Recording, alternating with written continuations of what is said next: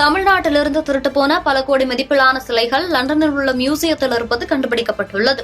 கடந்த 1957 மற்றும் 1967 ஆண்டுகளுக்கு இடையில் தஞ்சாவூர் மாவட்டம் கும்பகோணம் சவுந்தரராஜ பெருமாள் கோவிலிலிருந்து 4 விலைமதிப்பில்லாத சிலைகள் திருட்டு போனது சம்பந்தமாக சென்ற 2020 ஆண்டு தமிழ்நாடு சிலை திருட்டு தடுப்பு பிரிவினரால் வழக்கு பதிவு செய்யப்பட்டது.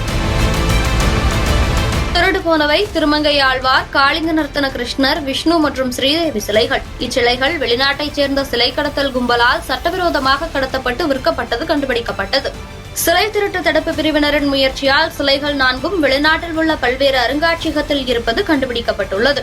குறிப்பாக திருமங்கையாழ்வார் சிலை லண்டன் ஆக்ஸ்போர்ட் பல்கலைக்கழக அஸ்மோலியன் அருங்காட்சியகத்தால் 1967 வாங்கப்பட்டுள்ளது என்பது கண்டுபிடிக்கப்பட்டுள்ளது. அதேபோல காளிங்க நர்த்தன கிருஷ்ணர், விஷ்ணு மற்றும் ஸ்ரீதேவி சிலைகளும் அமெரிக்காவில் உள்ள பல்வேறு அருங்காட்சியகங்களில் உள்ளது கண்டுபிடிக்கப்பட்டுள்ளது.